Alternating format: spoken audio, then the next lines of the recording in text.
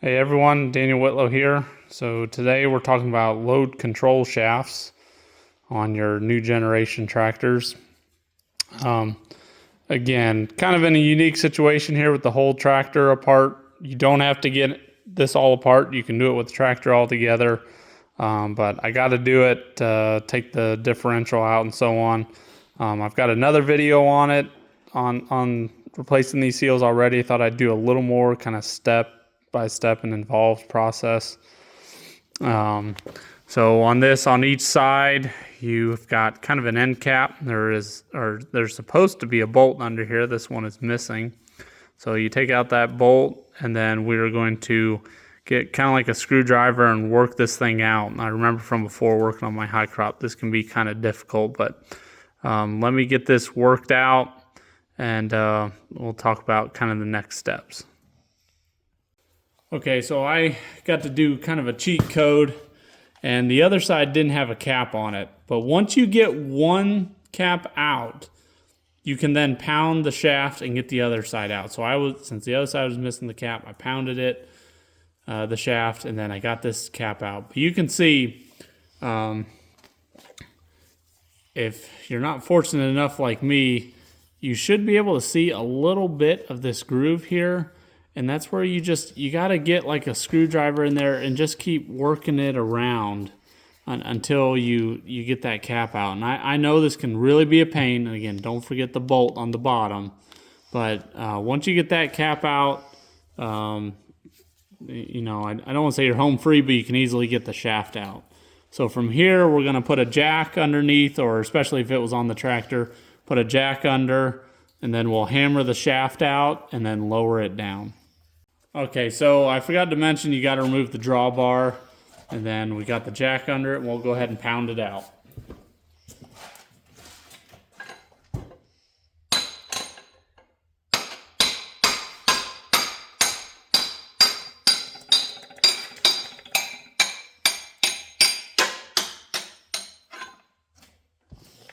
See if we can go ahead and pull that out from this side. There we go.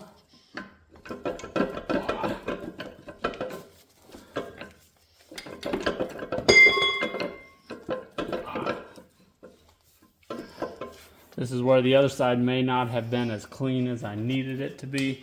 Let's see if I have it clear or not. Now, so I still got it. Let me give it a little bit better pull. I may need to get something longer to pound it out through. All right, I guess I should have just had it recording. As soon as I gave it a good pull, it came out. So we'll lower this down. All right, and you'll see one thing there. We've got a washer that fell out. So you got a washer on the outside. This is where we'll got another piece. And that seal is broken there. So the tricky part now is actually getting these seals and these bushings out. We'll have to get like a long piece of rebar or something, and then typically you come from the other side and then pound them out. So I'll try and get video of that here once I get the right tool. All right, so with a little bit of encouragement, we got the seal out. The rubber part comes out easy. And I don't know, just work it out, get it out. And then right here is this bushing with the O-ring in it. I've got a piece of rebar on the backside. I'm trying to tap it out. I remember this from before, there just isn't much to, catch a lip on. So whatever you're using to tap it out, it's got to have a pretty sharp edge to it, because you're just catching a little bit in here.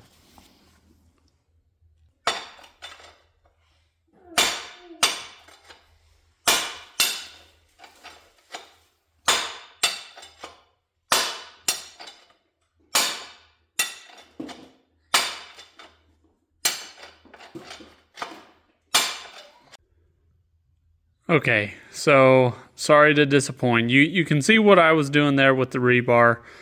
Piece of rebar just did not work for me. I don't know if the corner on the rebar just wasn't sharp enough or what, but it just didn't work.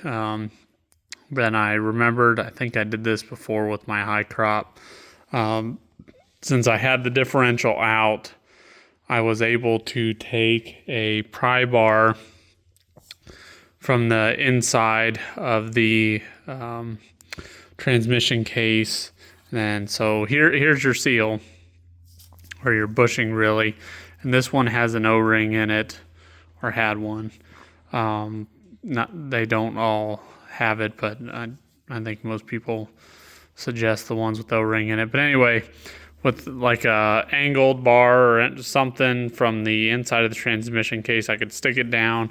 Then rather than catching the back side of the lip here on the bushing, I caught the inside of the O-ring groove, and it came right out, both sides.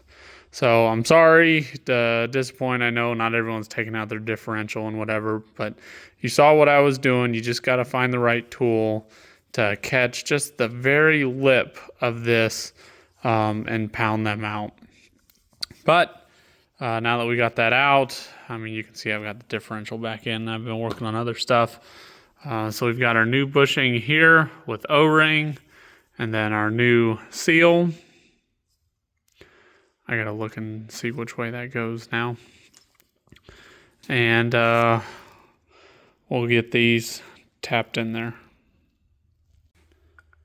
All right, so put my O-ring in a little oil here.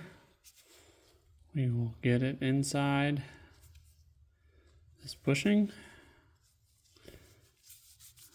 Now we'll tap this in place.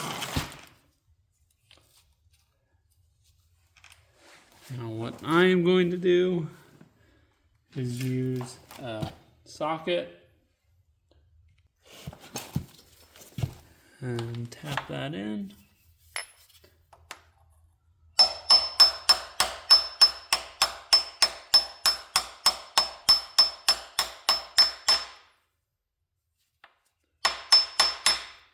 All right, that's in.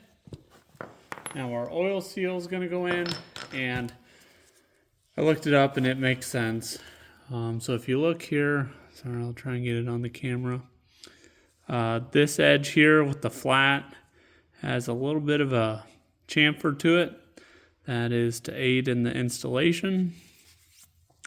So it's going to go thin side out. And we'll go ahead and actually I need to go find the same thing. I want to find a good socket to put this on. A 1 3/8 socket seems to be about the right size.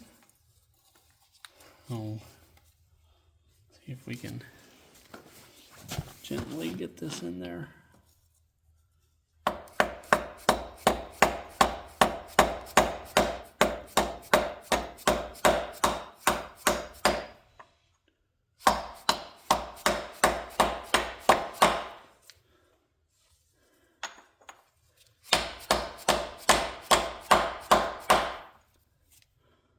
Perfect. That worked wonderful. All right, we'll go do the other side. All right, I almost forgot. Thankfully, it goes on the outside that there's this little washer that's also going to go out here. So we'll have to think about if I want to install grease to make that stick or something. Because then we'll raise this up and put the shaft in. Okay, so when you're putting in your shaft, you got to be careful because inside the transmission is this wishbone in here, and I'm wiggling it since I have it open from above. And I know the zoom, I can't get the zoom right, but you got to be careful that the shaft has to go in between. I'll see if I can show the other side, the kind of two teeth there of that wishbone inside. So if it goes halfway in and then you feel like you hit something, you may have hit this gap here. So be very careful as you're putting it through. Want to make sure you're not going to break this, otherwise you will be taking a heck of a lot more apart. So with that, we'll go ahead and drive the shaft in the rest of the way through. Okay, so we've got the shaft through and we've got it oriented so our cap should go in like this, the hole on the bottom, we'll put that on and get the bolt in. Okay, and with that, we have all new load shaft and seals. So, yeah, thanks for watching. Let me know if you guys have any other tips or tricks or whatever. Hopefully this was a little bit better than my other video. Give me a thumbs up. Yeah, and we'll keep putting together this 4010. So y'all have a good day.